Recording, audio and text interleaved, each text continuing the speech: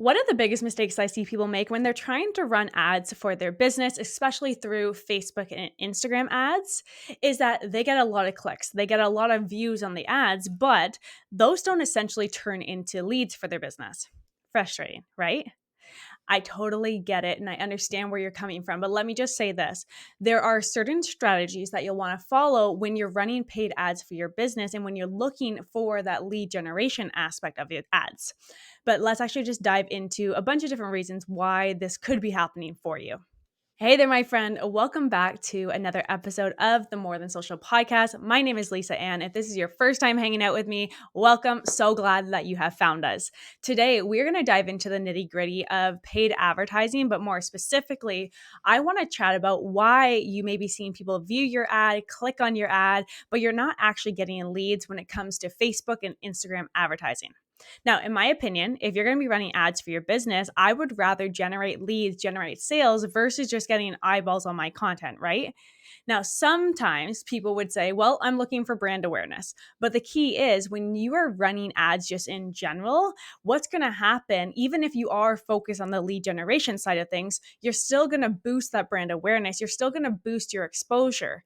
But at the end of the day, you're going to be growing your business. You're going to be seeing a better return on investment from actually running ads for your business.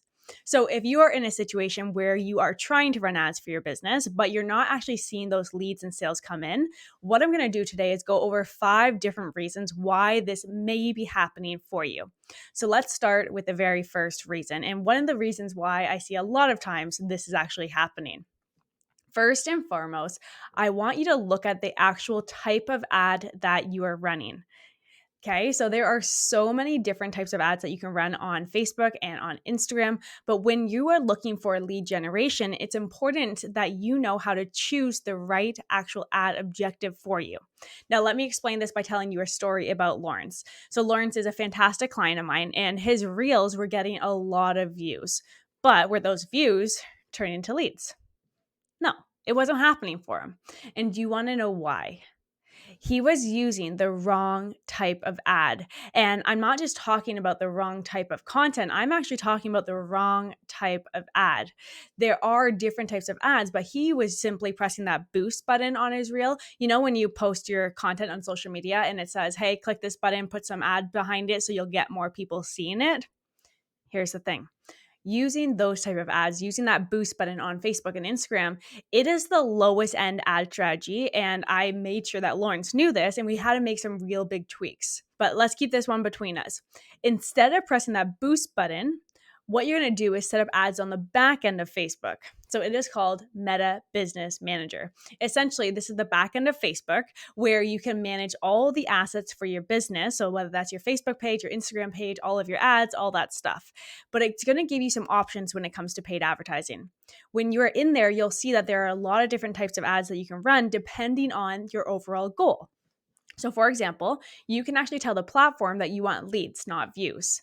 And how this works is based on how we actually behave on social media. It's how Meta will show us specific content based on the algorithm. So if someone knows that they watch every single video, or the platforms know that you watch every single video that's put in front of you, you're going to see more videos. But if someone runs a video ad and they're going to put it in front of you and you're not a type of person that actually watches videos, it's not going to work. Whereas if, let's say that you fill out every single form that's put in front of you, they know that. It's kind of creepy from a personal perspective, but from a business perspective, it's actually really powerful. So from a lead generation side of things, stop caring about views. Care about your leads. To get to the back end of Meta Business Manager, what you're going to need to do is actually log into your personal Facebook account first. Then you're going to head on over to business.facebook.com. And what you're going to do is create an account for your business. When you are in there, you're going to see a lot of different things that you can be doing within there. You can schedule content, you can upload your audiences. There's so many things that you can do. But the first thing that you want to do from an ad perspective is connect your business Facebook page in your business Instagram page. That way you can actually run ads on both of those platforms, either at the same time or individually, totally up to you. But you're also going to want to create an ad account for your business. And of course, you need to set up the payment method to go along with this account.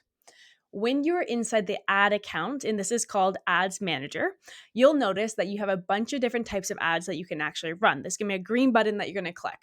But again, this goes back to what is your overall goal with running ads? From a lead generation side of things, there's really two different options that I would suggest to try within your business in order to generate leads. The first one is a form filled directly on Facebook and Instagram. So essentially, what happens is when you put money behind a post and someone clicks on the button, let's say they click on the contact us button, a form is actually going to pop up directly on Facebook and Instagram. It's going to fill in their contact information, and then it's going to send you the lead. This is one way to generate leads. However, I do find the quality of these leads are really hit or miss, but it's definitely worth testing for your business.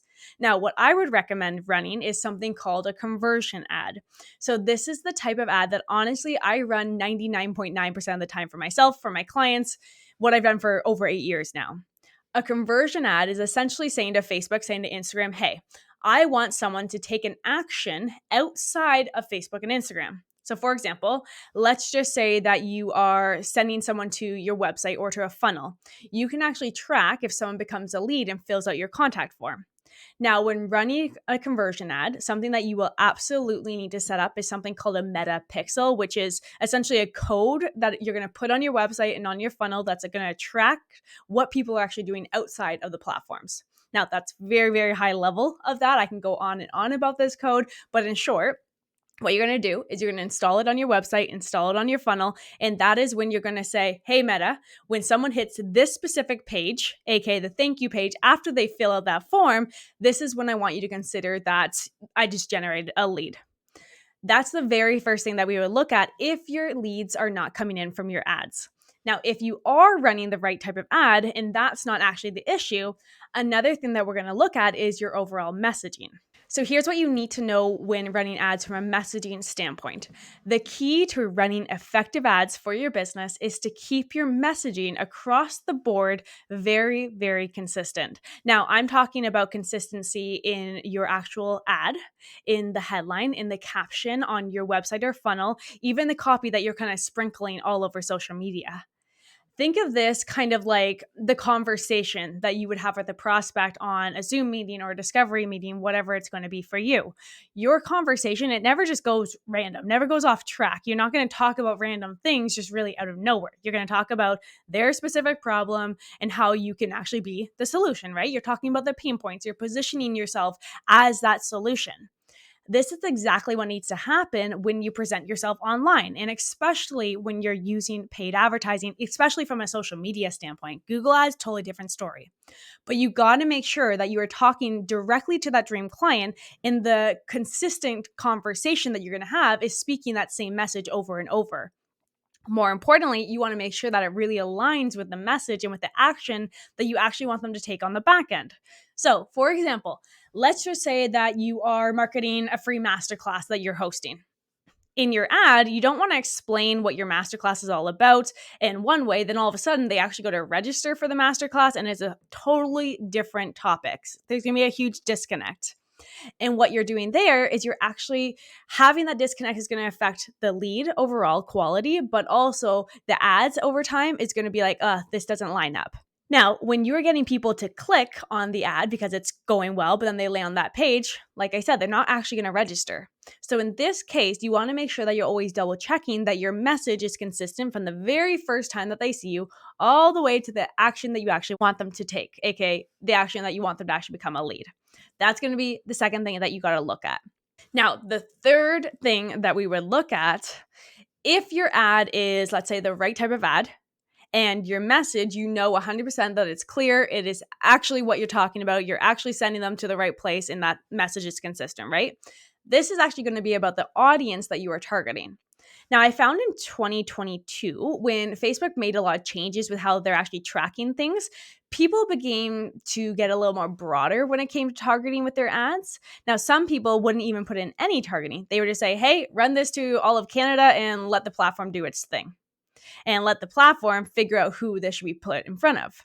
Now, depending on how advanced you are with ads and how consistent you have been with your ads and how impactful the message even is, this could work from a lead generation standpoint. But the worst thing that I see happen is people spend money on ads and they put their ads in front of the wrong people, aka they're attracting the wrong type of people for their business, which essentially you're just kind of wasting money. For a lead generation aspect and for it to be effective, you need to be super accurate when you're targeting with your ads. So, especially when you're just starting out, because what we're actually doing when you're running ads initially is you're actually training Meta, you're training Facebook, Instagram of who is that right person for you. And over time, the platform is actually going to learn the right people. And what they're going to do is start putting your ads in front of more people who are very similar to them. Not losing you, I hope so.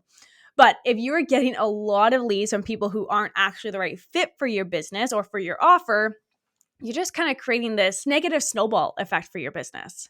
So double check who you are targeting when it comes to your ads. And you can get very, very, very particular with who you want your ads being put in front of. Meaning you can say, hey, Facebook, hey, Instagram, put this ad in front of someone who is age 35 to 40. It's a female. She lives in Canada and she has an interest in CrossFit as well as shops at Whole Foods, just for a total random example. Now, on the other side of it, you don't want to get too narrow, okay? You do want to make sure that you have enough audience that you can show your ad to a bunch of different people to really, really increase the amount of leads that is possible within your ads. So there is that fine balance.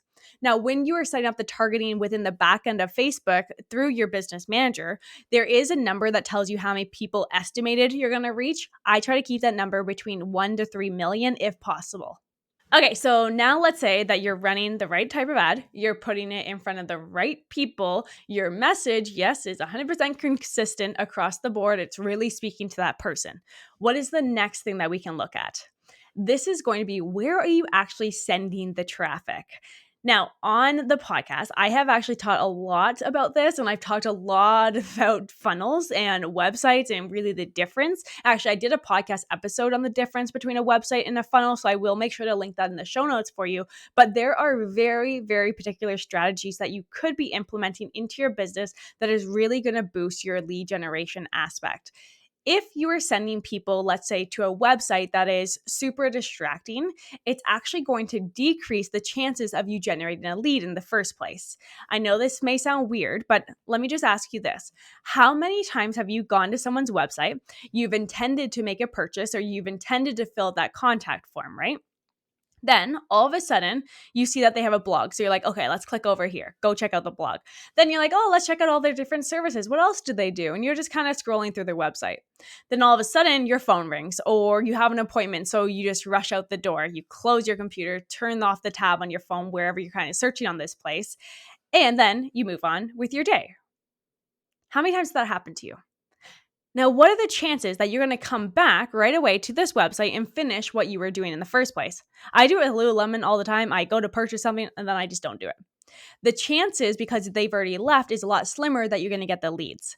That's what happens when you're using a website for lead generation. People get super distracted and they actually get pulled away from the action that you actually want them to take.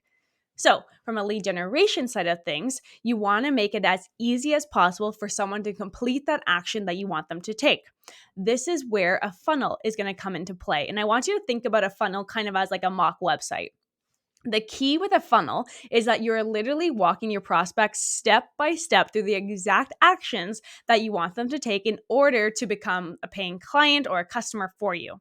Now, on funnels, you have them do one thing and one thing only. So, for example, when they land on a page, they can only fill the contact form or they can only register for something versus being able to click on a million different buttons and go down a million different paths. Again, with funnels, they can do one thing and one thing only. That is the key of it all. You don't want to distract your audience. You want to make it super simple for you to generate a lead, first of all, but also for them to become a lead. And that message has to be consistent across the board. And also another really key thing with funnels is you can split test things, meaning testing two different variations of a page to see what gets better results. And over time, you're going to continuously test. Now, you would be surprised of how a button color can actually drastically change the results that you get from your ads. So for me, a red button doesn't convert very well with my audience, but a pink one converts great. I had to test that to know that. And even when thinking just about clients that we've worked with in the past, when we drive traffic, sometimes to their website, we'll see about a 10 to 20% conversion rate. Not awful, but when we send them to a funnel, these conversion rates jump over to 50% or higher. Some of our clients are seeing 90% conversion rates when you're using a funnel. Now, especially when it's a type of ad that is right, it's the right message, it's the right target audience, and the funnels are all on point. It all matters. It's kind of like this big puzzle. Now, of course, this also will depend on the strategy in general, but a funnel drastically will improve the results that you'll get from your ads. And the last thing that we can look at can drastically change the actual amount of leads that you're getting in, but also will impact the overall quality.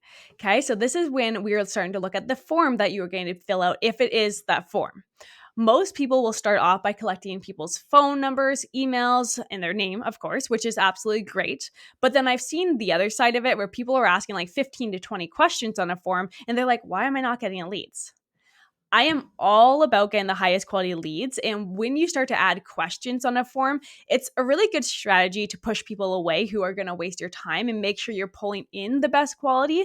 But there's also a time and a place for asking additional questions based on where you're kind of meeting this prospect at. So if you're using a lead magnet or getting people to sign up for a webinar, for example, you don't need this big application form. The more questions that you're asking, the less likely someone will actually fill out the form. But then there's also times, yes, of course, when you're going to want to ask these questions. So whether that's an application that you're putting out there. So for example, I have an application for my Spotlight Theory program that people can fill out. Or if someone's at the stage where they're booking an appointment, that is when we're going to want to add in these additional questions. So again, different stages of the customer journey. But with your ads and on your funnel, I would actually suggest testing, removing specific questions, finding that perfect balance for you and for your audience of what is going to bring in that perfect quality. But just keep in mind, people are lazy. Yes, I said it. We're lazy. So we don't want to fill in this big application if we don't want to.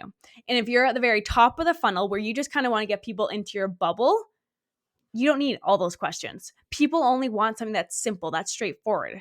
So again, rule of thumb to follow, and this is what I follow.